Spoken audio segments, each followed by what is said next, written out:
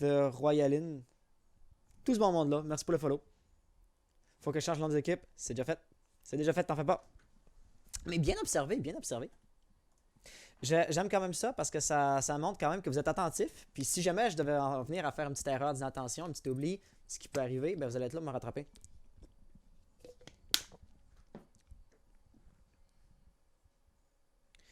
Frequency, are you guys ready? Yeah, what is it? All right. Well, good luck, have fun, and may the best team win. Thank you. Et voilà. Vous n'avez pas changé de notif. Vous avez pas changé votre notif d'hier. Ah, là, on joue avec les amis. Ok, ouais. Là, on joue avec les followers. Parce qu'en effet, c'est plus très à jour. Merci pour ça. Je vais regarder ce que je peux faire. Tiens, je vais juste copier-coller ça, mettre à jour. Merci. Merci, Tisco. Je viens de changer ça. Très apprécié. Très, très, très apprécié. C'est parlant justement d'oublier que vous êtes là pour me rattraper si jamais j'en fais. Ben ça va être parfait. Donc, on va y aller avec les bandes des opérateurs au moment où j'ouvre ma bande de l'autre côté. Entre guillemets, sur le PC, pas de jeu. Donc, on va prendre un petit retard là-dessus. Désolé pour ça. Néanmoins, voilà. On va avoir un premier bande de Thatcher. Absolument compréhensible. Thatcher étant l'opérateur... Ah, le bracket aussi qui n'est pas le bon lien. Thatcher étant vraiment un opérateur qui peut bloquer ou qui peut interdire tellement de styles de jeu différents chez les attaquants que c'est absolument nécessaire de l'enlever. Et après ça va venir un ban Maverick. Lui aussi, je dirais que ce sont absolument les bans standards chez les attaquants. Chez la défense, il y a peut-être un petit peu plus de variation, mais c'est quand même pas la map la plus variée en ce qui concerne les bans. On s'attendrait à avoir Mira, Echo, Maestro, deux de ces trois-là. Ce serait, disons, le standard. Comme de fait, au moment où je dis ça, on a un Echo qui va se faire ban. Echo dans mon interface. C'est juste là, voilà. Oui, Hosiak, je viens de le faire. Je viens de le changer. Et après ça, finalement, Caveira. Ça va avoir été peut-être un opérateur un peu moins attendu en termes de ban. Ça parle probablement d'une volonté de roamer ou d'une volonté d'empêcher le roaming. C'est Jackal n'étant pas ban, Caveira aurait pu être vraiment dangereuse. Et c'est comme tel, essentiellement, qu'on va avoir notre Harris qui va venir vouloir la déloger. En tout cas, c'est l'impression que ça me donne. Une chose ou deux vont rester à voir. Premièrement, l'emplacement de défense. Il y a vraiment des bons endroits pour défendre dans certaines maps. Et puis dans d'autres maps, les premiers et le deuxième BP sont à peu près à égalité. Ce qui fait en sorte qu'il n'y a pas un meilleur BP clair et net. Je dirais que Clubhouse, quoique c'est pas le pire exemple, fait quand même partie de cette catégorie-là. Certaines équipes vont aller CCTV en premier, certaines équipes vont aller au sous-sol en premier, et ça ne sera pas trop inusité, ou ça ne sera pas trop hors du commun. Et c'est pourquoi la question était légitime ici. Finalement, on va venir dans la CCTV. Avec une composition assez intéressante, si on regarde, on a vraiment beaucoup d'opérateurs légers. Le seul opérateur absolument lourd qu'on va avoir... Oh, on va descendre un petit peu le volume, je pense que ça va être un petit peu fort pour vous son jeu. Le seul opérateur absolument lourd qu'on va avoir, ben, ça va être le cahier d'ici. Sinon, probablement que Valkyrie va rester sur site également. Mute aussi, mais tu sais, un Mute qui roam, ce serait pas nécessairement la meilleure chose du monde, mais ce serait pas inusité non plus. Il peut être pratique, tu sais, s'il veut setuper par exemple dans la chambre, ça va mettre des brouilleurs, ça va rendre très difficile pour les attaquants de le droner, donc de le déloger. Et conséquemment, il y a le potentiel de faire perdre un bon bout de temps à la Team Harris. Mais ce qui peut vraiment faire mal à la Team Harris dans un sens très rapide, ça va être Joel juste ici avec le spawn kill de la part de Vigil. Malheureusement pour lui, il ne semblerait pas y avoir grand monde qui va venir se présenter. En fait, aucun attaquant spawn de ce côté-là. Donc, bien essayé, mais meilleure chance la prochaine fois. Ok, ici, on va avoir un assaut immédiat qui va être assez typique, je dirais. Ce n'était pas lui, c'était Axel qui était... Ah, c'est voilà, c'était Axel qui voulait interdire l'accès. Il aura bien essayé. En haut, on va également avoir Perry, voilà, j'apprends les pseudos. Perry qui va être dans le garage, mais il a immédiatement été repoussé. On a déjà Chuba qui va mettre beaucoup de pression, mais ça va être Neske qui va être capable de le déloger. Bien joué ici, et on serait déjà presque prêt à rentrer dans le bâtiment ou dans l'objectif, j'ai l'impression. Axel, il va tenir un petit tir croisé. Oh, la nitro, ça a été lancé dans le cadre de porte, ça en aurait été fini. Ici, je pense que c'était celui de Ryan. Ryan qui est encore au contact à gauche. Si jamais Valkyrie veut piquer ça pourrait être malade. Mais non, finalement, elle va se faire avoir. Et là, les escaliers rouges vont être à peu près libérés. On va également avoir juste ici notre terrible qui va tomber sur les balles de montagne. Nous laissons déjà en situation de 2v4. Dogmeat ici avec la nitro pour empêcher la pause des amorceurs. Est-ce qu'on va être capable de faire sauter la nitro? Malheureusement, non. On rentre, on est agressif chez la Team Aris. Joel, donc, dernier opérateur en vie pour son équipe, qui était parti en roaming, va devoir revenir. Et là, ça va être le cas typique du montagne qui va le bloquer. Donc, il va devoir trouver une façon différente de rentrer ou faire le frag sur montagne. C'est exactement ce qui va arriver, mais ça va être au prix d'une bonne quantité de sa vie. Il a perdu à peu près la moitié de ses points de vie. Il a réussi à mettre Valkyrie en PLS. Pas Valkyrie, pardon. Zofia en PLS. Néanmoins, on avait Bachu, qui semblerait juste être le pseudo de Chuba, mais juste inversé légèrement, qui va être capable d'aller chercher le kill final pour un assaut très décisif ici de la part de la Team Aris. On va voir si les replays fonctionnent aussi bien qu'avant. Et voilà. Ça a été une ronde, ma foi, très agressive. Et voilà, si on peut voir ici, l'assaut, l'insertion dans le garage qui a été beaucoup trop rapide pour que ce soit confortable pour le joueur de la Frequency. Ils ont malheureusement pas su tenir la pression. Ils sont effondrés très rapidement. Puis on a pu voir ce que ça a redonné. Une situation très désagréable. Et vraiment, si j'avais un conseil à donner à la Frequency en regardant actuellement la situation, ce serait de trouver une façon de ralentir le rush. Parce que quand ça se passe trop vite, quand la Team Aris rentre trop rapidement sur le site et que ça laisse pas le temps à joueur de la Frequency de réagir à ça, eh bien c'est là vraiment que le château de cartes va s'effondrer. On a pu voir si l'assaut avait été plus lent. Exemple, le roamer aurait peut-être eu le temps de revenir sur le site et d'empêcher le désamorceur de se faire planter, au lieu d'avoir à revenir reprendre la possession du site une fois que le diffuseur était planté. Risk qui dit il y a un autre caster. Non, pour l'instant je suis seul, donc il n'y a aucune autre game qui va être castée aujourd'hui. Ce qui est un peu malencontreux. Mais on comprend absolument, n'est-ce pas? Avec le confinement et tout ça, il y en a des gens qui vont vouloir s'occuper de leur famille. Il y a des gens qui vont être un peu malades, même si c'est juste par la grippe saisonnière ou tout ça. Ce que j'aime quand même, c'est que malgré le fait que la Frequency a essuyé une lourde défaite pour la dernière ronde, n'est-ce pas? Ça avait été un échec assez cuisant. Ils vont quand même pas se sentir trop intimidés. Je veux dire, si tu penses, ou si tu es incroyablement intimidé par les capacités de ton adversaire, tu vas pas dire « je vais tenter un spawn kill en espérant faire un kill au début de la ronde ». Parce que si tu te sens trop intimidé, le raisonnement qui risque de passer par ta tête, ça va être « je vais pas faire un spawn kill, je vais juste crever dès le début de la ronde ». Donc de voir Joel tenter ça, ça nous indique quand même qu'ils sont pas trop phasés et qu'ils ne vont pas se laisser avoir si facilement. Juste ici, par exemple, piquer très agressivement, ça va s'avérer avoir été une erreur. C'est ici, exemple, que Maestro peut être pratique. Tu poses une tourelle, tu peux voir ses êtres vus, puis après ça, tu sais exactement où pique, ou à l'inverse, une caméra blindée, ou quoi que ce soit.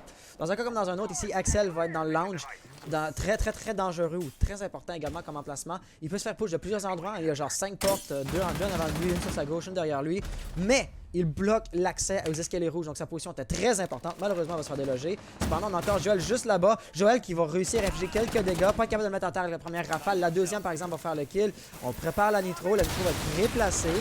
Mais voilà, le mur n'avait pas encore été ouvert, c'était pas nécessairement une priorité. Maintenant, par exemple, que Dogmeat est à terre, il va vraiment falloir que Joel fasse quelque chose. Les amorceurs vont se planter, il va faire péter, mais apparemment non, ça n'aura pas fonctionné. Je sais pas si l'intro a explosé dans le vide ou si c'est Bachu qui va l'avoir détruit avec son capteur électronique.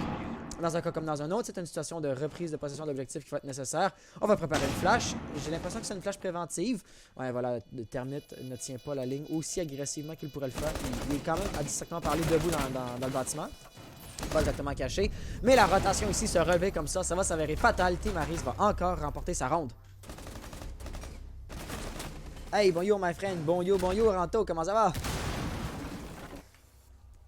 Et c'est là qu'on peut voir la Frequency a quand même bien adapté son style de jeu par rapport à la première ronde. Les résultats étaient meilleurs, mais c'était quand même une défaite. Ils ont quand même perdu la ronde, mais de manière moins décisive que précédemment.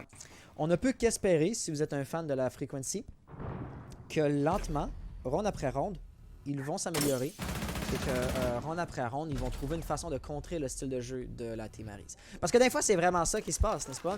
Une team au naturel a un style de jeu qui va être la faiblesse de son adversaire. Donc tout ce qu'il faut, c'est un temps d'adaptation. Parce que c'est exemple, si on veut se poursuivre avec cette hypothèse-là, il faut juste que la Frequency trouve comment contrer le style de jeu de la Aris. Et puis après ça, on va probablement pouvoir avoir une compétition ou une game qui va être un petit peu plus serrée, un petit peu plus équilibrée. Et ben, ultimement, n'est-ce pas ce que nous voulons, n'est-ce pas? Néanmoins. Néanmoins. Si on voulait venir jeter un œil sur la prochaine ronde. Cette fois-ci, on va se trouver dans le sous-sol, donc dans l'église. On a tenté de défendre 2 fois le top, ça n'aura pas marché. En espérant pour eux qu'il y ait un meilleur résultat en bas. Puis ça avait l'air d'être un petit problème de coordination. C'était assez simple. Mettre le rook ici, ça va causer des petits délais pour à peu près tout le monde qui va vouloir aller les chercher. Donc voilà, erreur peut-être un petit peu simple de commis chez la Frequency. Néanmoins, on va avoir une défense assez intéressante. C'est toujours un typique d'ouvrir cette rotation-là. Voilà, avec un petit dernier shotgun, ça devrait y arriver. Hop, juste là, voilà, le trou de rotation finalement va avoir été créé. Cade, évidemment, va pouvoir électrifier les trappes si on veut les faire. Prêt pour l'instant est encore là. Celle-ci n'a pas été renforcée non plus. Oh, ça demande, ça urge aux attaquants juste de faire le rush. Justement, Ryan est déjà là. Il va regarder sur sa droite, il n'a pas remarqué, il va se faire tuer au même moment. Bien joué de la part de Joel. Joel qui va donc avoir un roaming un peu plus fructueux. De son côté, Axel également va reçu des balles. En fait, le rush est arrivé, il arrive de Blue juste ici. Donc Axel et Rook et Zyker vont être très importants pour leur team. Mais il y a également quelqu'un dans Blue, puis on n'a jamais remarqué. Nesket est maintenant sur l'objectif. Il va commencer à piquer juste là-bas. Il va avoir un Rook qui savait clairement qu'il était là. Par exemple, Rook sur sa gauche également pourrait recevoir de la pression assez facilement. Là. Ce serait pas trop compliqué pour l'attaque, voilà, de surcharger notre défenseur. Ce qui est exactement le cas. Par exemple, les Roamers sont revenus sur l'objectif. Ça va avoir bien fonctionné. Joel juste là qui va faire un kill. Mais tout de même, le site est maintenant perdu. Des amorceurs en transfert planté. Mais c'est une situation de 2v2. Faisant ainsi en sorte qu'on va avoir un nombre équilibré de joueurs dans chaque équipe. Et donc, une game, une fusillade qui pourrait être très loyale. Très 50-50. Mais tout de même, les attaquants, la Team Aries a maintenant leur rôle facile dans la mesure où eux doivent défendre. Et de son côté, Percy a également fait un kill. Donc ça allait être un 1v1, mais oh, il va courir directement dans la ligne de tir de Chuba ou de Bachu. Quand même, situation de 1v1, c'était la ronde la plus serrée qu'on a vue jusqu'à présent. À ce stade, si l'amélioration du style de jeu chez la Frequency devait monter, prochaine ronde pour eux, c'est gagné. Là. Par ailleurs, j'aimerais prendre un moment pour souligner le fait qu'on a atteint les 3000 followers.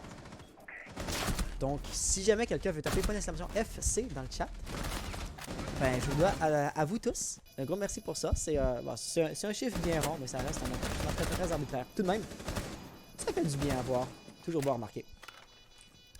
Dans un cas comme dans un autre, j'ai l'impression que la Frequency commet quelques erreurs. Comme par exemple, là, le dernier kill qu'on voit juste ici, Chuba, il a tiré sur un adversaire qui courait. Son adversaire, donc, était absolument sans défense dans cette situation-là.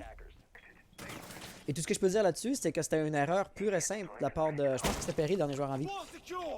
Faisant ainsi en sorte que c'était juste une décision tactique, une mauvaise décision tactique. Et conséquemment, le moindrement qu'on devrait avoir, c'est un meilleur raisonnement logique, et ben chez la Frequency, on pourrait facilement commencer à gagner nos rondes. Parce qu'on l'a vu qu'au niveau de fusillade, au niveau de gun skill, les deux teams sont à peu près sur un pied d'égalité. C'est un niveau de coordination et c'est un niveau juste de game sense, je pense, qu'il manque un peu chez la Frequency. Ce genre de choses-là, c'est plus difficile à travailler. Mais ça se fait quand même très bien et c'est vraiment la grosse suggestion que j'aurais à faire. Une autre chose également, on a toujours Joel qui va tenter ses spawn kills. Oh, par exemple, il faudrait qu'il arrête de donner des coups. Il va toujours tenter les spawn kills, il va toujours s'essayer. Mais apparemment, il aura été remarqué, il aura été repéré et ça, il va mordre la poussière très tôt dans la ronde. Ça ne va pas faire du bien, je crois, à la Frequency de commencer en 4v5 immédiatement.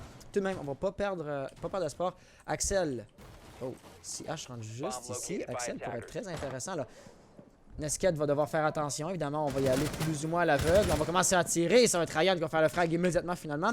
Le jeu de roaming qui va s'être fait déloger très facilement et ça c'est problématique. Au minimum absolu, c'est problématique parce que là, une situation de 3v5, ça risque d'être difficile à retenir pour les joueurs de la Frequency. Néanmoins, ils vont tenter. Dogmeat ici, il va avoir la ligne sur la trappe. Avec la COG, si quelqu'un peut le faire, c'est lui. D'autant plus que le TG12, c'était 2 balles et t'es mort. Sinon, Zyker, si quelqu'un peut retenir la pression, bien évidemment, ça va être un maestro. Il va avoir l'Evil Eye, il va très clairement savoir que quelqu'un s'en vient. Son dos est safe. Donc là, il va devoir faire attention à la présence de termites. Voilà, la termite va très clairement savoir qu'il y a quelqu'un juste là. Mais il y a également une silhouette dans le blue, si je ne me trompe pas, n'est-ce pas? Ah, la silhouette, c'est une silhouette alliée. Ok, j'ai vu une silhouette, mais j'ai mal interprété la team dans laquelle elle se trouvait. Juste ici, Zyker va faire un premier kill. Très bien joué. De son côté, apparemment, on va avoir une grosse fusillade avec Dogmeat également. Est-ce que quelqu'un descendait les main stairs vite comme ça? Oh, c'est Chuba qui a dû réussir à faire la rotation. Là, lui, pourrait peut-être s'insérer dans le bac des attaquants. Ça a le potentiel quand même assez meurtrier. De son côté, par exemple, Flo est encore toujours coincé dans le tunnel. Et on sait évidemment à quel point ça peut être dangereux. D'autant plus que Chuba de son côté a fait son frag. Donc là, Dogmeat va vraiment devoir bloquer Chuba. Juste ici, il va tenir la ligne. Mais piquer comme ça va s'être avéré dangereux. Trop dangereux. Zyker, donc l'ascension de 1v3. Va réussir à faire encore un frag. Maintenant, le porteur des amorceurs qui est tombé. Mais il était tout de même en 1v3. Il a le se faire encercler. Il a le se faire déloger. Chuba qui va remporter la 4e round pour son équipe. Et voilà, les pré-shots. On savait exactement où se trouvait Maestro. Maestro avait une bonne position. Il aurait peut-être dû la jouer un petit peu plus défensif. Le résultat final va tout de même être le même. J'ai l'impression qu'il en manque très très peu pour la Frequency. Parce qu'à chaque fois, ils vont perdre, certes, mais il n'y a jamais eu une ronde parfaite. Ils ne sont jamais fait écraser de A à Z. Et comme tel, leurs performances sont très constantes. Et ça, j'aime ça. Bref. Ça, c'est maintenant une situation de 4-0 à l'avantage de la Team Aries. Il va falloir que la Frequency se rattrape rapidement. Et j'ai hâte de voir exactement ce qu'ils vont faire. 3000 plus 5. En effet, 3000 plus 5. On a rasé à 3005 followers. Même Xiod qui vient de se follow il y a 2 minutes. Xiod, t'étais pas déjà follow la chaîne, toi? Étrange. Tout de même, on avait également Zyker qui avait réussi à faire le frag sur le porteur des amorceurs. Et puis ça avait quand même une valeur stratégique non négligeable, n'est-ce pas? S'il était capable de tenir le désamorceur, d'empêcher les attaquants de le récupérer, ça allait forcer la Team Aries dans un match par équipe, les empêcher essentiellement toute possibilité de jouer l'objectif. Ultimement, ça va s'être avéré plus ou moins sans conséquence. Mais la possibilité était quand même là. Par exemple, ici, ça commence à sentir un peu comme une concession de défaite chez la Frequency. On n'a pas réussi à tenir la pression sur notre emplacement de défense primaire, ni sur notre emplacement de défense secondaire. Donc, on va jouer ici dans la chambre. Et la chambre, évidemment, l'emplacement de défense tertiaire. Pas nécessairement un emplacement facile à gagner. Néanmoins, Dogmeat va y aller un peu avec les tapis rouges en espérant faire des kills avec le gadget. Et si jamais la Team Aries devait rusher trop agressivement, ben, ça pourrait retourner essentiellement leur enthousiasme et leur entrain contre eux. Le drone ici va avoir pris l'information sur la présence de Perry par exemple. Et Perry visiblement n'a pas réalisé qu'il était observé. Le drone va encore s'allumer un petit peu. Par exemple, est-ce qu'il va voir Axel? Est-ce qu'Axel était camouflé? Non, Axel n'est pas camouflé. Donc Ash va très clairement savoir qu'il y a deux défenseurs juste là, vont faire un premier kill, c'était super bien joué. Savoir ses pouvoirs, c'est là qu'on peut vraiment le visualiser. Par exemple, on n'a pas réalisé que Next est déjà en haut. Et comme tel, Perry regarde dans la mauvaise direction et il pourrait facilement recevoir une mauvaise surprise. Là, tenir cet angle-là, par exemple, va le garantir de pouvoir bloquer Next. Next a encore une excellente ligne, va très clairement savoir que son adversaire est juste ici. Les pré-shots, ça va super bien passer. Et là, on va vouloir progresser. Dogmeat, quoi déjà? Dernier opérateur de son équipe. Ça va s'être soldé par un échec cuisant. Un joueur est en PLS à cause du tapis rouge. Ça va déjà être une situation de 1v4. Mais 1v4, c'était quand même trop demandé. Next, avec sa parfaite insertion, qui a fait 2 kills en rentrant par le garage, qui en fait un autre juste ici sur Frost. Le reste de ses alliés, A4, n'avait qu'à faire 2 kills. Bien essayé, mais il va falloir faire plus que ça. Il va falloir faire mieux que ça. Et ça pourrait arriver rapidement, puisque là, on est déjà en situation de 5-0. Comme tel, une de deux choses va se passer. Soit, avec le changement de rôle, la Frequency à l'attaque va commencer à gagner ses rounds. Personnellement, j'en doute un petit peu, parce que selon moi, cette map-ci va favoriser la défense.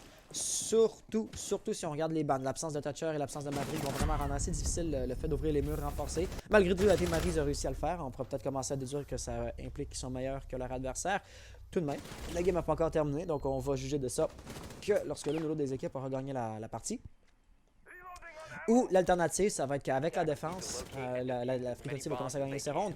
Ou la Team Aries est simplement meilleure et malgré le changement de rôle, ils vont remporter une manche qui leur gagne et la game peut arriver à une fin très rapidement. Quand même, c'est une situation de 5-0 là. Et 2 rounds dans le contexte global d'une partie de 12 rounds. 2, c'est pas beaucoup. Bref, on va retourner CCTV. Si on regarde également la composition chez l'attaque, on devrait être capable d'attaquer le CCTV avec une bonne une bonne composition, un bon déploiement, n'est-ce pas? Chuba peut facilement aller ici dans le lounge et regarder le plafond pour savoir si, où vont être les bandits ou les caïds dans ce cas-ci. Les détruire assez facilement et permettre à Flonne d'ouvrir le mur renforcé. J'aime par exemple l'idée de coller les caméras directement sur les lumières parce qu'elles vont un petit peu plus c'est camouflé. C'est intéressant. Juste ici, je me demandais est-ce qu'il allait next tout de suite rentrer dans le garage. Par exemple, il y a une chose qui m'inquiète un petit peu. Ah voilà, Joel qui va être là, qui va être en train de tenir le garage avec la cogue. Si quelqu'un peut le faire, le one-tap possible, le one-tap va super bien passer. Et c'est à ça que ça sert d'avoir la cogue. Et conséquemment, ça va enlever toute envie, j'ai l'impression, aux autres attaquants de rentrer. Et tiens, une ligne très petite, next, même s'il est dans les parages, voilà, il va faire une grosse rotation pour pas se faire avoir. Par exemple, de son côté, ça va pas parfaitement bien pour tous les défenseurs. De son côté, Axel s'est fait déloger. Et maintenant, Ryan va pouvoir monter les escaliers bleus. Et oh mon Dieu, si Valkyrie est dans les caméras au mauvais moment, pourrait se faire avoir. Elle va sortir ses cams derrière elle directement, va recevoir de la pression. Zyker va pas le réaliser. Juste là, par exemple, la double élimination de la part de Zofia. Je m'attendais à ce que ce soit une situation de refrag, mais non. Donc Dogmeat qui n'est pas sur l'objectif à proprement parler. Perry va probablement pouvoir faire un kill. Voilà Dogmeat de son côté également en faire un. C'est maintenant une situation de 2v2. Les attaquants ont le contrôle de l'objectif. Et Flonne a le désamorceur dans son inventaire, donc on n'aura pas besoin de faire une rotation pour le récupérer. Il pourrait donc planter. S'il plante au moment, par exemple, Perry juste ici pourrait peut-être faire un frag et ainsi empêcher la plante. Dogmeat de son côté va tenter de la même façon. Donc les défenseurs restants vont absolument harceler les attaquants. Les préfires ici pourraient passer exactement. Flonne va quand même planter. Il ne va pas bait. Et là, il va se relever. Il va faire... Non, il ne va pas faire son kill. La Frequency va donc ainsi remporter sa première ronde avec Perry qui fait une triple élimination. Bien joué à Perry qui va gagner la première ronde pour sa team. Ça va quand même donner un minimum d'espoir à la team, je crois, ici. À la Perry. Perry qui va nous gagner ça. Et très sérieusement, ça peut être comme la une ronde dont ils avaient besoin, juste pour garder le moral à un niveau décent, pour s'assurer de ne pas baisser les bras, en fait. Juste ici, l'angle que Joel tenait était tout simplement parfait. Puis on a très clairement pu voir que Zofia, non, Ash, pardon, qui était le deuxième derrière, avait absolument aucunement envie de progresser. Et par ailleurs, de tous les joueurs, que Chuba soit le premier à se faire déloger, ça va avoir eu un impact également parce qu'il jouait Nomad. Nomad n'est pas un opérateur VIP dans le même sens que Termite. Mais si tu veux planter le désamorceur, de pouvoir poser des lancers diables de part et d'autre, ça peut vraiment faire la différence. On peut voir ici, Termite n'avait pas le lancer diable pour le couvrir. Il a dû planter seul. Et ça va lui avoir coûté cher.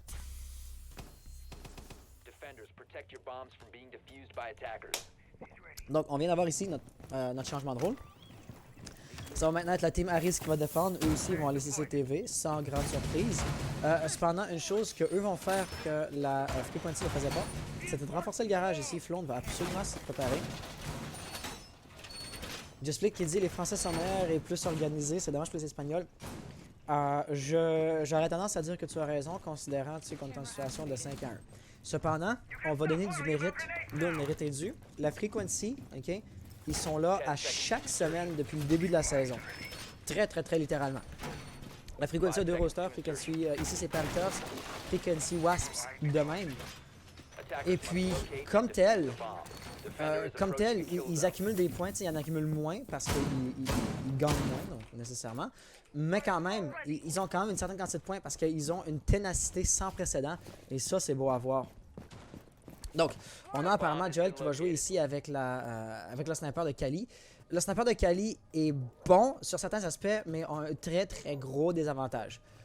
Certes, il n'y a pas vraiment façon de banditrix ou de survivre à un Kali. Tu sais, tu vas lancer, tu lances ta lance, ça va s'enfoncer dans le mur, ça va exploser, puis après ça termine, tu peux absolument ouvrir le mur renforcé.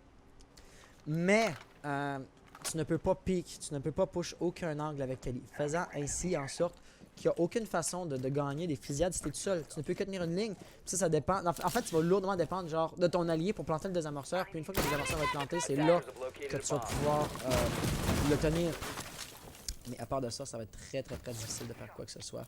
On va y aller pour le Banditrix. Est-ce que ça va passer? Si Termite n'avait pas fake, ça aurait fonctionné. Mais c'est là que Joel avait une deuxième lance. Et c'est ainsi que ça va absolument super bien fonctionner. En fait, techniquement parlant, Joel en aurait un. Et là voilà, s'il tient sa ligne, ça peut être absolument magnifique. On avait quelqu'un en blue, c'était Chuba.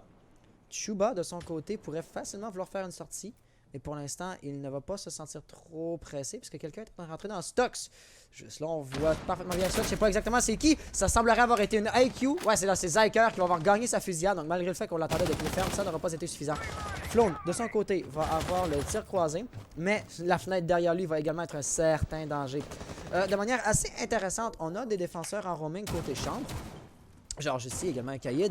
Par exemple, ce Kaïd-là va vouloir déloger, je pense. Là, ça va être Perry juste là qui malheureusement va tomber sur les balles de Ryan. Et maintenant qu'on a délogé la pression pour les Romains, il peut facilement revenir leur en ordre voyons. De Maestro, c'est exactement ça que je faisais référence. Axel, par exemple, va pas baisser les bras, mais ça risque de sortir derrière lui. Est-ce qu'il va se retourner? Ah, il va tomber sur les balles, mais il va probablement pouvoir se relever. Malheureusement, non. On l'aura interdit chez Ryan. Le Team Aris, donc, il va ainsi gagner la 7e manche. Ils sont maintenant en situation de point de match à une seule manche de l'emporter. Donc voilà, un gros bravo à la Team Aris. Ce n'est pas encore fini pour la Frequency, mais côté réaliste, à voir les performances qu'ils ont eues jusqu'à présent dans la game, je ne m'attends pas à ce qu'ils soient capables de gagner 5 rondes d'affilée pour nous forcer à une situation de temps supplémentaire. Quoique la remontada et cette histoire de comeback-là serait absolument magnifique. Bref, on va avoir notre possiblement dernière défense qui va arriver très rapidement. Et visiblement, la Team Aris va gagner sa défense. Donc, vous doutez très bien qu'on ne retournera pas à CCTV. Conséquemment, on va aller dans l'église. Kita, salut à toi, comment ça va? Et dans l'église, ma question va être qu'est-ce qu'il va avoir de nouveau?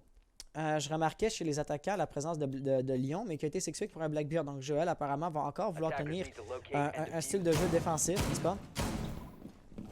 Blackbeard, tout comme Kali, n'est pas nécessairement le genre d'opérateur à être l'entry frag, à être le premier à aller chercher les kills et tout ça.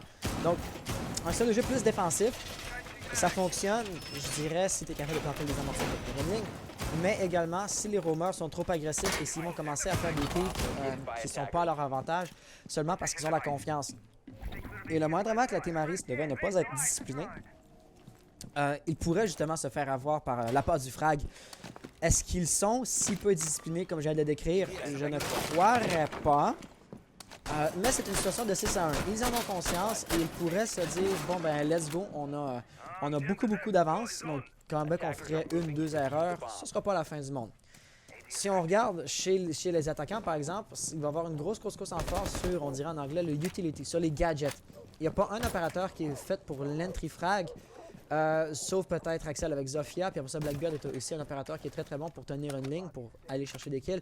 Mais à part de ça, IQ va être capable de vraiment limiter les prises d'informations des défenseurs. On va pouvoir facilement distinguer, comme par exemple pour Ryan, quels sont les drones alliés, quels sont les drones ennemis. Les drones ennemis vont être en surbrillance.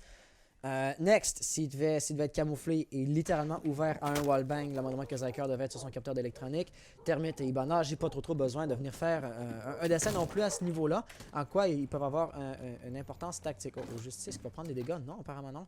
Et là, on va avoir Flown, qui sait clairement que la pression va s'en venir. Il ne voulait pas faire de fix, en fait, il n'y a plus de Kaïd dans ses inventaires. Il va se faire push par Blackbeard et c'est exactement là que Joel va être dans son avantage parfait. Le face check, le pick face à un Blackbeard, ça va faire mal. Néanmoins, voilà, il va recevoir une balle dans le torse. Il a déjà perdu, on va grossièrement arrondir à 2 tiers de sa vie. C'est là qu'on peut voir à quel point le TSG-12 est mortel, mais le bouclier facial lui empêchait de prendre une balle dans la tête et de mourir instantanément comme ça. Ça va permettre essentiellement à Chuba d'être la prochaine ligne de front. Next, de son côté, on va faire un frag sur Axel. Axel, c'était Zofia. Pas un gadget genre VIP qui va être perdu, tout de même un frag, mais on va voir Perry qui va être capable d'aller chercher la vengeance. Zyker, de son côté, va également faire un frag. Cette ronde-là s'annonce assez avantageuse, je dirais, pour la Frequency Chuba, ou Bachu, je devrais dire. Dans l'Arsenal Room, lui, il peut recevoir de la pression de Blue, du tunnel et de la trappe. Donc, la bonne nouvelle, c'est que ces 3 points d'entrée-là vont être face à lui. Il ne risque pas de se faire encercler, mais quand même, il peut être en désavantage numérique très rapidement, le moindrement qu'il va avoir un assaut coordonné de la part des joueurs de la Frequency. Par ailleurs, on a quelqu'un qui est directement au-dessus de lui. Je pense que c'est Perry. C'est qui est directement au-dessus de lui? Dogmeat. Dogmeat, il lui reste une charge exothermique, donc il pourrait peut-être même ouvrir le mur directement au-dessus de Batchou, ce qui lui mettrait beaucoup de pression. Apparemment, on a quelqu'un qui veut se tenter à chercher le kill. Ça va être Joel, probablement. Et voilà, Joel juste ici qui va se sentir un peu plus à l'aise, n'est-ce pas? Il a son bouclier déployable et tout ça. Juste sur la droite, par exemple, il va se faire pré-shot et c'est là ici qui a été un petit peu trop agressif. Perry va aller faire le refrag, bien joué. On a donc Ryan, dernier opérateur vive pour son équipe en situation de 1v3. Joel pourrait se faire animer 1v4. Désamorçant en train de se faire planter. Juste ici, il va perdre sa première fusillade et la Frequency va encore remporter une ronche. Zyker a été mis en PLS, mais c'est sans conséquence. Après tout, la fusillade a été gagnée et la Frequency n'est pas encore sortie de la course. Et vu qu'il était en PLS, la quatrième finale n'avait absolument aucun sens. C'est là qu'on peut voir vraiment la ténacité et le mental des joueurs. Parce que c'est facile de juste abandonner pour une équipe qui est en train de se faire démolir. Mais ils refusent de baisser les bras. Ils refusent de juste annuler ça. Et ça va bien continuer. La game ne s'arrêtera pas ici.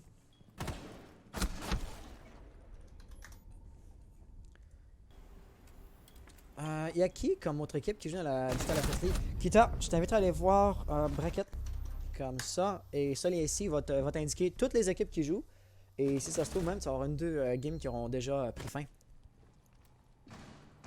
Dans un cas, Joel a joué beaucoup plus agressif en défense et a l'air de vouloir jouer plus soutien polyvalent en attaque. En effet, t'as absolument raison là-dessus, Just. Parce que surtout, Joel, il allait tenter des spawn kills et puis ça avait deux problèmes. Certes, s'il fait le frag en début de round, c'est bénéfique pour ta team. Mais aussi, il s'expose à une fusion en début de round. Donc, lui aussi peut être le premier à crever dès le début. Ce qu'on aura vu une fois ou deux. Par-dessus ça, par exemple, également, on a vu quand même comment la Team Arise était agressive. Donc, si on est capable d'avoir notre équipe française qui est rentrée dans l'objectif, peut-être même des amorceurs déjà plantés, avant que les roamers soient capables de revenir, et bien là, très rapidement, le problème que ça va donner, c'est que tu te retrouves en situation de reprise de possession de l'objectif. Et les défenseurs, le nom le dit, ont des gadgets de défense. Ils ne sont pas nécessairement parfaitement bien équipés pour activement prendre le contrôle d'une partie du bâtiment, surtout si les attaquants sont en train de la tenir. Mais sur ce, on va à nouveau venir dans l'arsenal et dans l'église. J'ai le jeu en anglais, il fallait que je traduise ici. On va voir si ça va fonctionner. Cette fois-ci, par exemple, ça va être un petit peu moins agressif. Tu soulignais, Just, comme par exemple ici la présence de Joel qui était sur le Blackbeard. Là, il va jouer Dokabi. Dokabi qui va définitivement être un opérateur de soutien et qui va avoir un moins bon potentiel de fusillade. Comme par exemple, tantôt, là, comment Blackbeard est rentré, si ça va être une Dokabi qui tenait cette ligne-là dans le tunnel, probablement que Dokabi aurait perdu sa fusillade.